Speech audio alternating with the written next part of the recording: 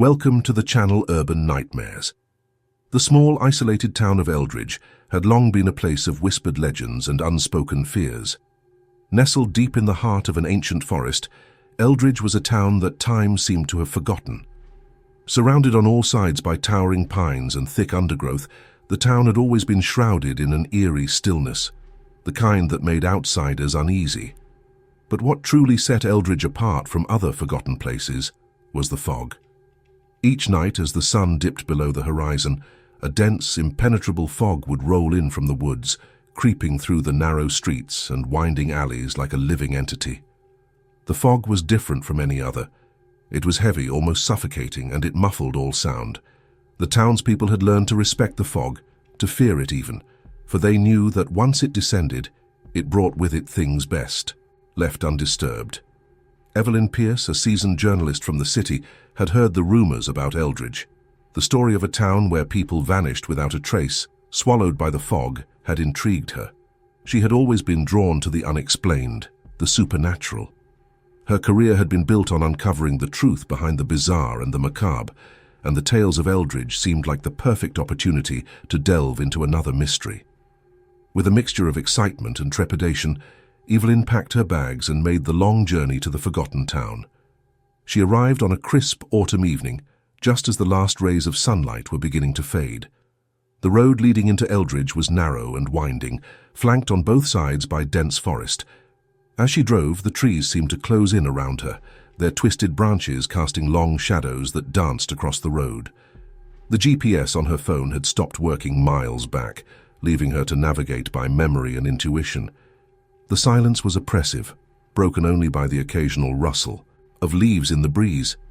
As Evelyn approached the town, she noticed the fog beginning to form in the distance, a pale, ghostly mist that hovered at the edge of her vision. It was early for the fog, she thought, but the locals had said it had a mind of its own. She pushed the thought aside and focused on finding the inn where she would be staying. The town itself was just as she had imagined, quaint, old-fashioned, and eerily quiet.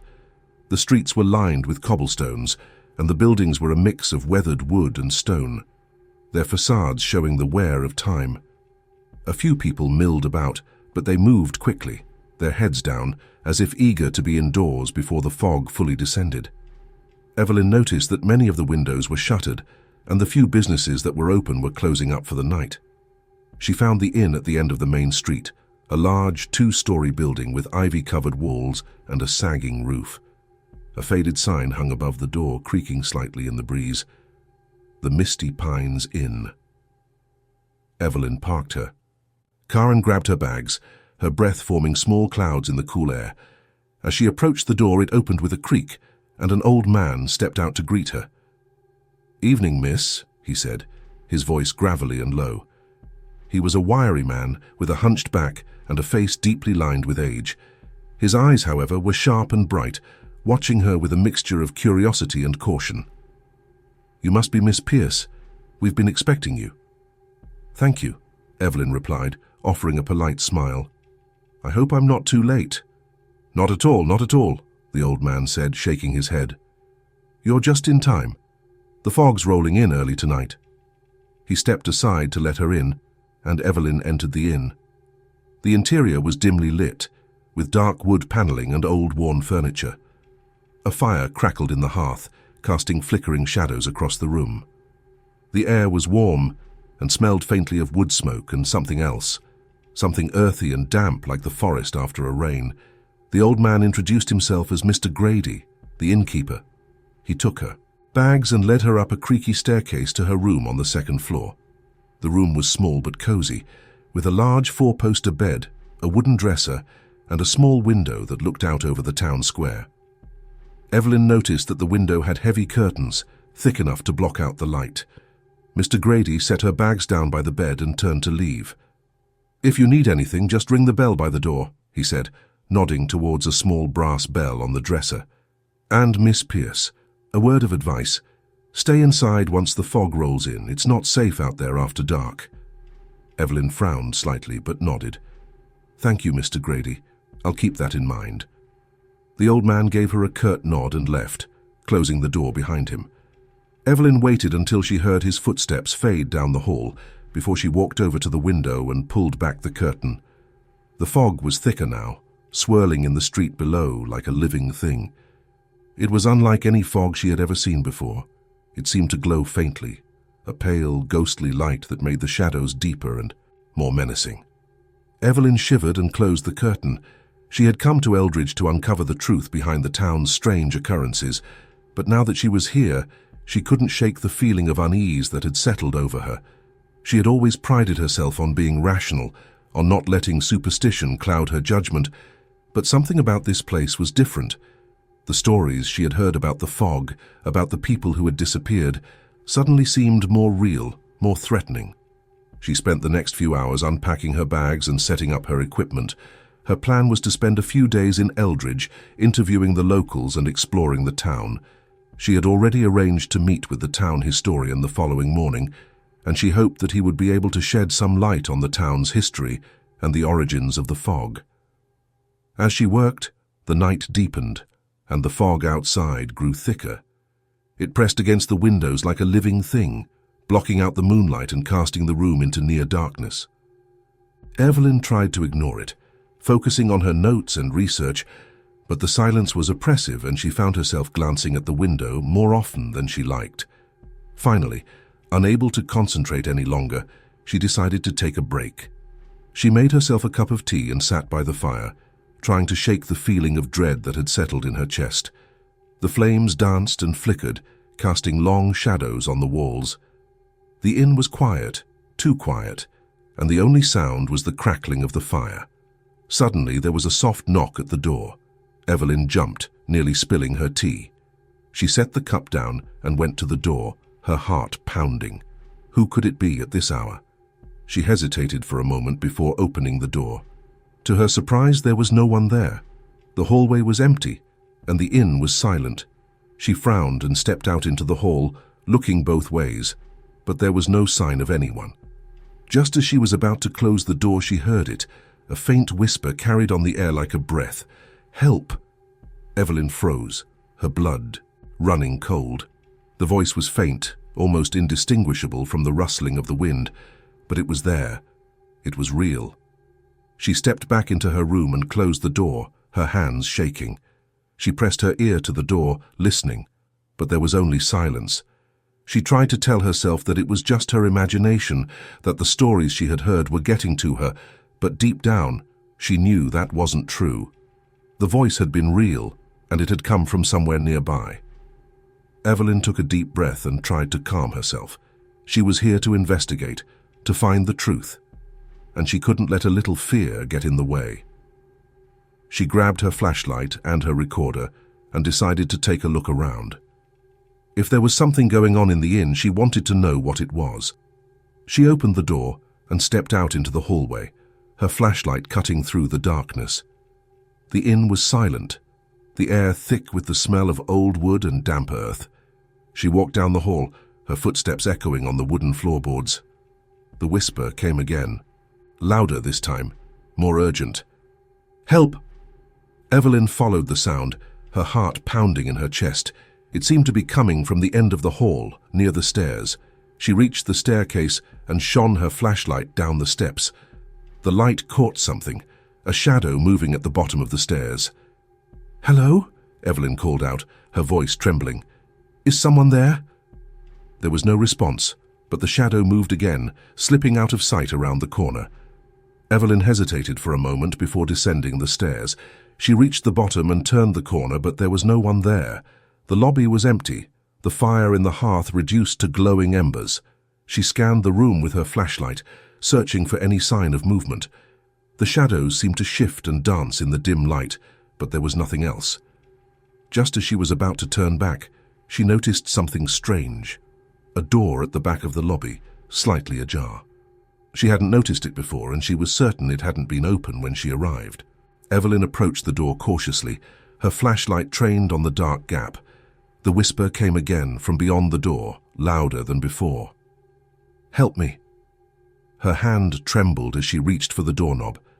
She hesitated, every instinct telling her to turn back, but she couldn't ignore the voice. She pushed the door open and shone her flashlight into the darkness. The door led to a narrow staircase, descending into the basement. The air was cold, damp and musty, and the steps creaked under her weight as she made her way down. The whispering grew louder, more insistent, echoing off the stone walls. The basement was a large, open space, filled with old furniture, crates, and cobwebs. The walls were made of rough stone, and the floor was packed earth. It was colder down here, and the smell of damp and decay was stronger. Evelyn shone her flashlight around the room, searching for the source of the voice. In the far corner of the basement, something caught her eye. A small wooden door, half hidden behind a stack of old crates. It was different from the other doors in the inn, older and more weathered, with iron hinges that were rusted with age.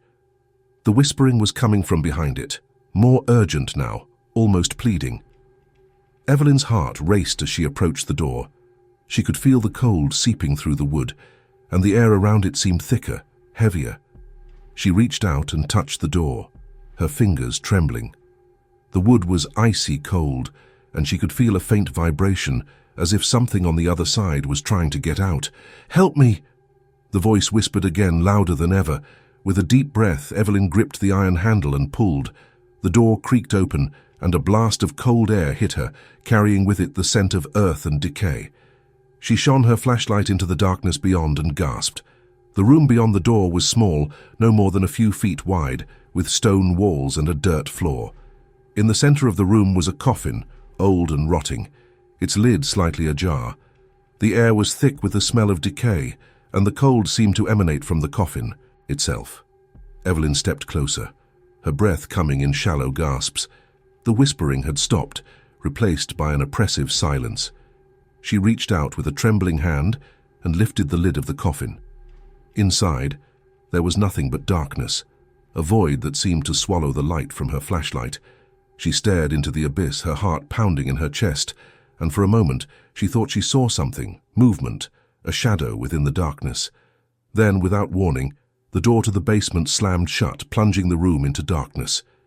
Evelyn screamed and spun around, her flashlight flickering as she pointed it at the door. But it was too late. The darkness was alive, swirling around her, closing in. She felt something cold and clammy brush against her skin, and she screamed again, dropping the flashlight. The light went out, and she was left in total darkness, the cold seeping into her bones. The whispering returned, but now it was all around her, echoing in the darkness. "Help me, help me." Evelyn backed away, her heart racing, but there was nowhere to go. The darkness was everywhere, pressing in on her, suffocating her. She felt something grab her arm, a cold, bony hand that held her in a vice-like grip. She tried to pull away, but the grip only tightened, pulling her closer to the coffin. She struggled, but the darkness was too strong. She could feel it wrapping around her, pulling her into the void. The whispering grew louder, more frantic, as the darkness swallowed her whole. And then, suddenly, there was silence. The next morning, when Mr. Grady went to check on his guest, he found her room empty. Her belongings were still there, her bed untouched, but there was no sign of Evelyn. The front door was locked from the inside, and her car was still parked outside. The townsfolk searched the inn from top to bottom, but Evelyn was never found. Some said she had left in the night, unable to bear the oppressive atmosphere of the town. Others whispered that the fog had taken her, just as it had taken so many others before. The innkeeper, Mr. Grady, knew better.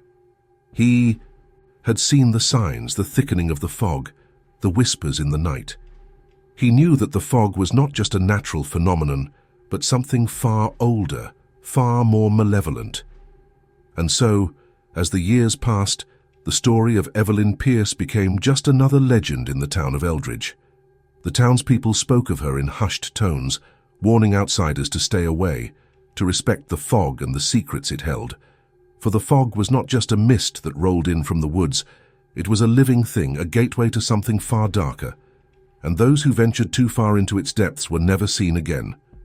If you like this story, please consider subscribe. Now the story of the midnight train. They say intuition is a powerful thing, a sixth sense that can alert you to danger before your conscious mind has a chance to catch up. I wish I had listened to mine that night. I wish I had, heeded the warning signals that buzzed in my mind as I stood on the platform, waiting for the last train of the night. But I was tired, so very tired, and the prospect of standing in the cold any longer was unbearable. I glanced at my watch, 11:45 p.m. The midnight train was due in just a few minutes, and the platform was nearly deserted. A gust of wind whipped through the station, rustling the leaves that had blown in from the streets above. The fluorescent lights buzzed overhead, casting a sickly yellow glow over the cracked concrete. There was something off about the night, something I couldn't quite put my finger on. Maybe it was the silence, the eerie, all-encompassing silence that seemed to blanket the station, muting even the distant hum of the city. Or maybe it was the sense of isolation, the feeling that I was completely alone in that moment, cut off from the rest of the world. A chill ran down my spine, and I wrapped my coat tighter around myself, trying to shake off the unease. I told myself I was just being paranoid, that it was nothing more than the result of a long, stressful day at work. But no matter how hard I tried, I couldn't shake the feeling that something was wrong. Finally, I heard the distant rumble of the approaching train.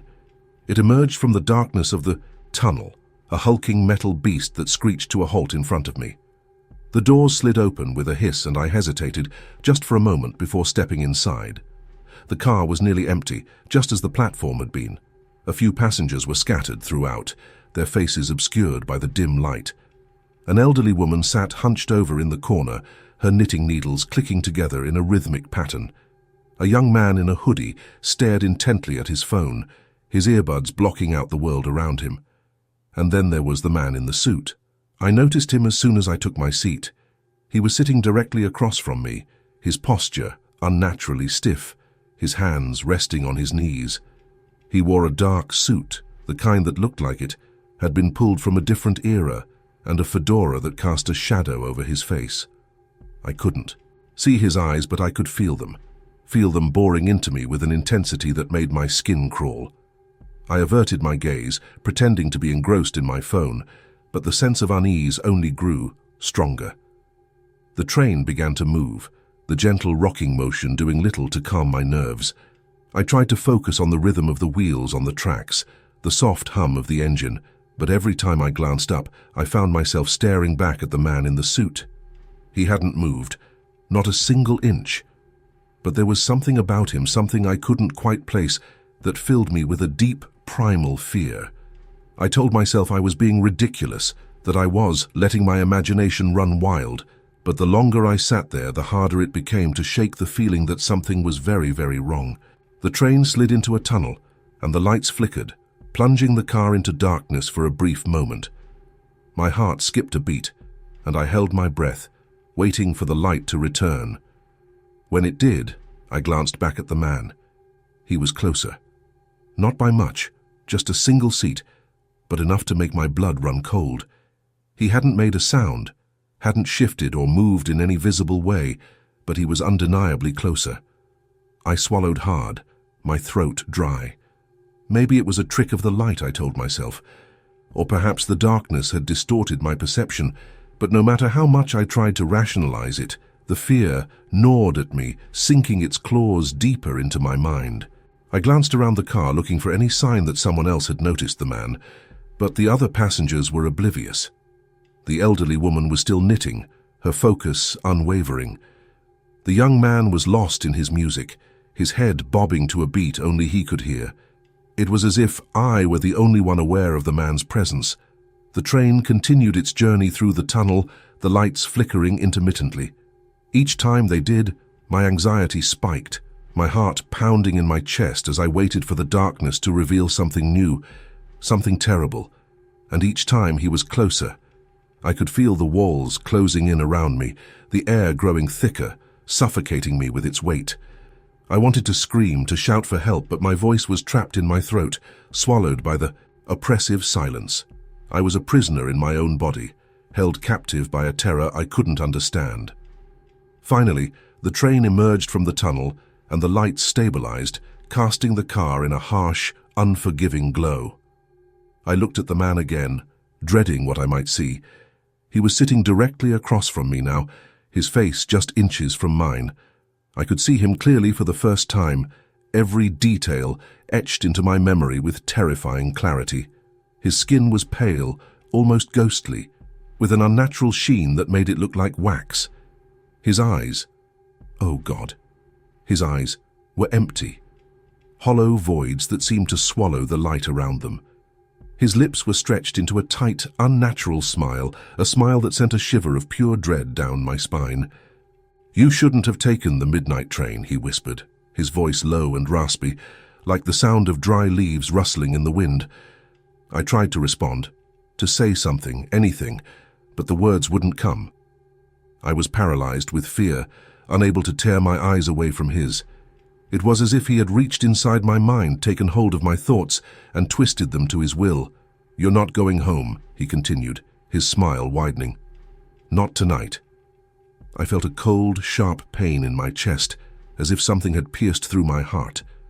My breath caught in my throat, and I clutched at my chest, expecting to find blood. But there was nothing, just the cold, seeping into my bones, freezing me from the inside out. The lights flickered again, and when they came back on, the man was gone. I was alone in the car, the other passengers still lost in their own worlds, oblivious to the terror that had just unfolded. My heart was racing, my mind spinning as I tried to make sense of what had just happened. Was it a hallucination, a trick of the light, or had it all been real? The pain in my chest was still there, a dull ache that refused to fade, and I couldn't shake the feeling that something terrible was about to happen. The train began to slow, and I felt a surge of hope. The next stop, if I could just get off, everything would be fine. I would find a way to forget this, to move on, to convince myself that it was all just a nightmare. The train came to a halt, the doors sliding open with a soft hiss. I jumped to my feet, ready to run, but something stopped me. A whisper, soft and insistent, echoed in the back of my mind. "Next stop is for you." I froze, the words chilling me to the core. I didn't want to look, didn't want to see, but I couldn't help it. Slowly I turned my head toward the doors, and there he was. Standing on the platform, his fedora tilted low, that same eerie smile on his lips. He raised a hand, beckoning me forward. His eyes, those horrible, empty eyes, locked onto mine. I couldn't move, couldn't breathe. The doors began to close, sealing my fate, and all I could do was stare at him as the train pulled away. But as the train left the station, I noticed something that made my blood run cold. The platform was empty. The man was gone, as if he had never been there at all. But the whisper in my mind persisted, growing louder, more insistent. "Next stop is for you." The train plunged into another tunnel, the darkness swallowing me whole. The lights flickered, and this time, when they came back on, I wasn't alone. He was sitting beside me, his cold hand wrapped around mine, pulling me into the abyss. But it didn't end there. I jerked awake, gasping for air, my heart hammering in my chest. I was back in my seat on the train, the dim light casting long shadows across the car. My hands trembled as I wiped the cold, sweat from my forehead trying to steady my breathing. It was just a dream, I told myself, just a horrible, vivid nightmare. But as I looked around, panic surged through me again. The elderly woman, the young man, they were gone. The car was empty, save for me. No, not empty. He was there, sitting across from me once more, his eyes locked onto mine, that same predatory smile curling his lips. I scrambled to my feet, nearly tripping over myself as I backed away from him. The train rocked violently, throwing me off balance, but I managed to stay upright, clutching the metal pole for support. "Leave me alone!" I screamed, my voice echoing in the empty car. But he didn't move, didn't react.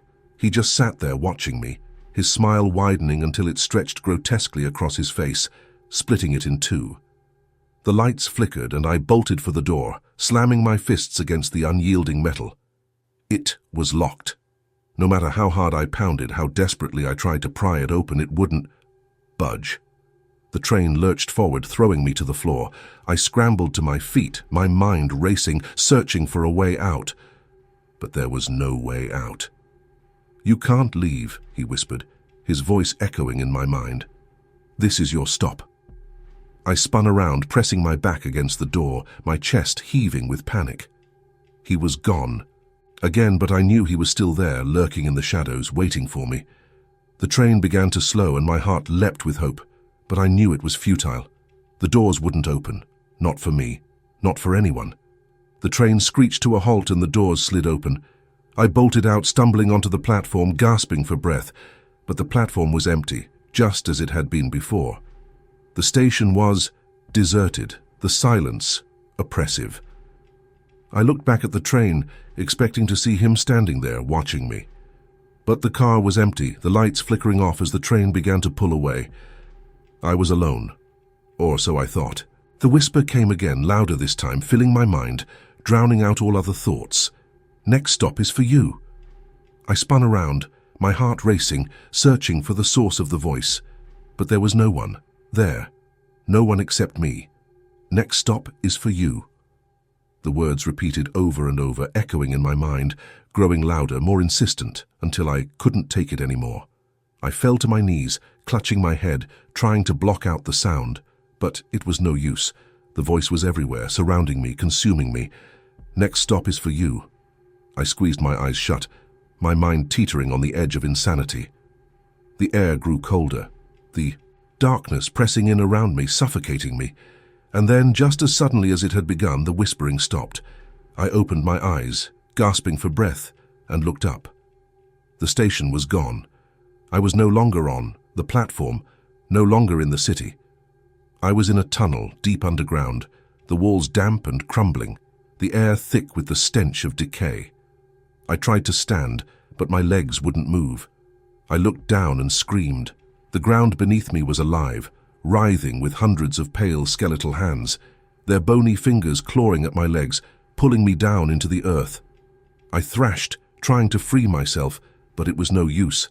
The hands gripped me tighter, dragging me down, their touch cold and unyielding. I screamed again, a primal, desperate cry for help, but no one came, no one was there. I was alone, utterly alone.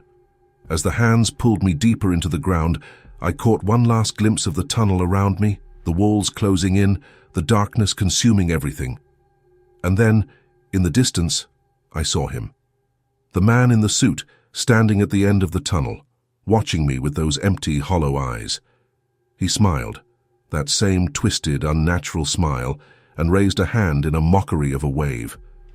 "Next stop is for you," he whispered, and then everything went black. When I woke up, I was back on the train, the familiar hum of the engine vibrating through the floor beneath me. The lights flickered, casting the car in an eerie glow. I was alone. The seats around me empty, the windows dark. But I wasn't alone. I could feel him, his presence looming over me, his eyes watching my every move. I tried to move, but my body was heavy, my limbs unresponsive. Panic surged through me as I realized I couldn't move, couldn't speak. I was trapped, paralyzed, forced to endure whatever horror awaited me. The train began to slow, and my heart leapt with terror. I knew what was coming, knew that this was the end. The doors slid open, and I waited, helpless, as the man in the suit stepped into the car. He didn't say a word, didn't need to. His smile said it all. He reached out, his hand cold as ice, as it wrapped around mine, pulling me to my feet. "This is your stop," he whispered, his voice echoing in my mind. "And you won't be returning." I tried to scream, but no sound came out. The darkness closed in around me, the world fading to black as he led me out of the train. The last thing I saw was his smile, that terrible, twisted smile, before everything went dark. And then, nothing. If you like this story, please consider subscribe. Now the story of the haunting of Willow Creek. Willow Creek was a village seemingly frozen in time. Nestled deep in the mountains, it was renowned for its cobblestone streets, charming cottages, and a tight-knit community that seemed to know everyone's business. The village was picturesque, with blooming gardens and winding pathways that meandered through lush greenery. Despite its tranquil appearance, Willow Creek harbored a secret that sent shivers down the spine of its residents. At the edge of town, shrouded in shadow and mystery, stood the old Willow Mansion. Once the jewel of the village, the mansion now lay in a state of disrepair. Its grandeur had faded with the years, leaving behind a crumbling facade and overgrown grounds. The mansion had been abandoned for decades, its windows dark and empty, its gardens choked with weeds and ivy. It was a relic of a bygone era, a ghostly reminder of past splendor. The mansion was infamous for its connection to Eleanor Hayes, its last resident. Eleanor had been a beloved figure in Willow Creek, known for her philanthropic efforts and her enigmatic charm. However, one fateful night over 50 years ago, she vanished without a trace. Despite extensive searches and investigations, no clue to her disappearance was ever found. Rumors circulated about her fate. Some said she had run away to escape a scandal. Others whispered of a more sinister fate.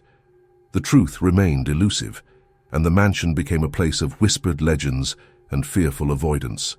Julia Thompson, a young historian with a passion for uncovering forgotten histories, arrived in Willow Creek with a clear mission: to unravel the mystery of the Willow Mansion and its last resident.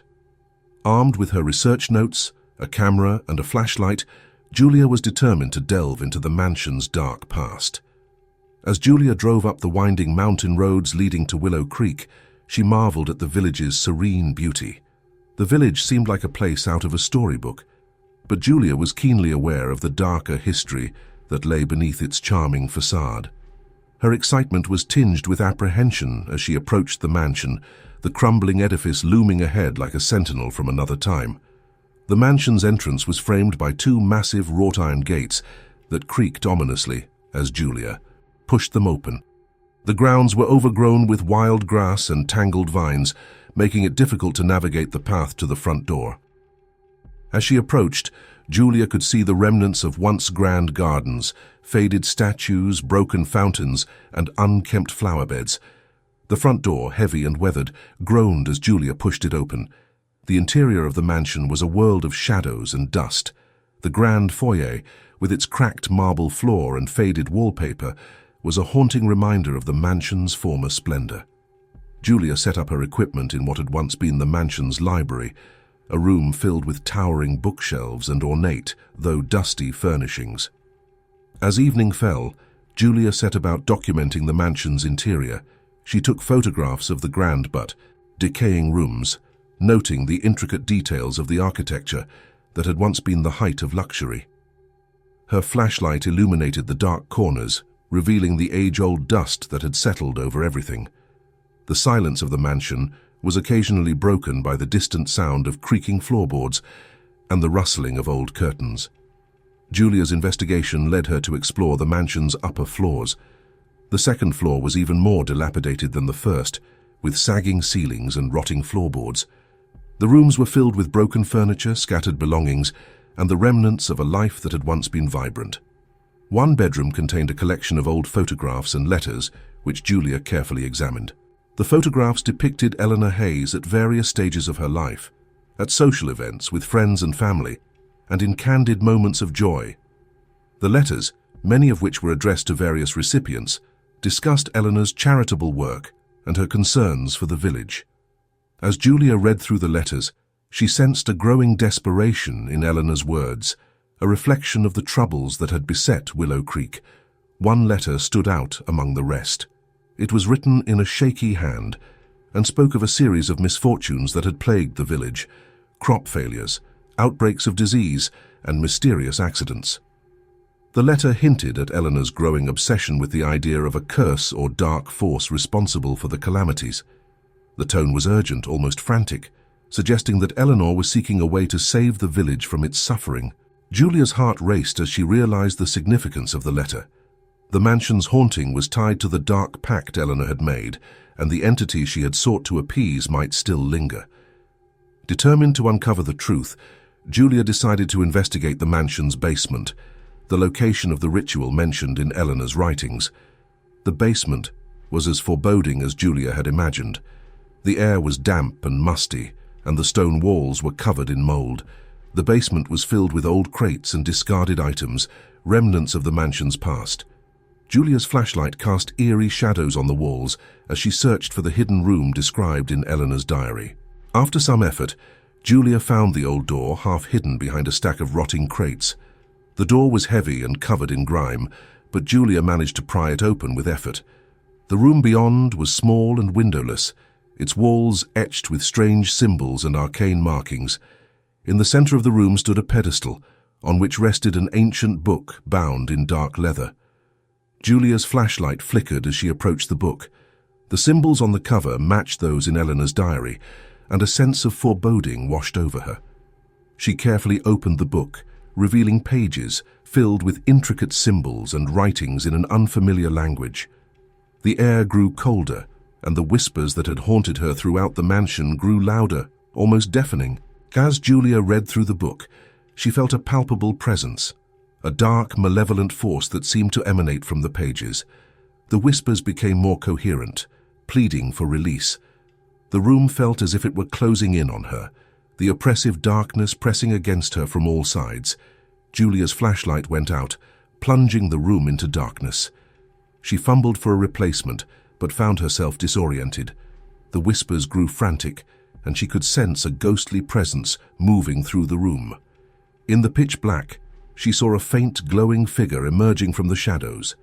The figure was Eleanor Hayes, her form translucent and shimmering with a cold light. Eleanor's expression was one of sorrow and desperation. She reached out to Julia, her eyes filled with a mix of anguish and hope. "Help me!" Eleanor's voice echoed through the darkness. "Free us from this torment." Julia's heart raced, but she felt a surge of determination. She had come to Willow Creek to uncover the truth, and now she had the chance to make a difference. She took a deep breath and began to recite the phrases she had found in the book, hoping to break the curse and release Eleanor's spirit. As Julia spoke, the temperature in the room began to rise, and the oppressive darkness lifted slightly.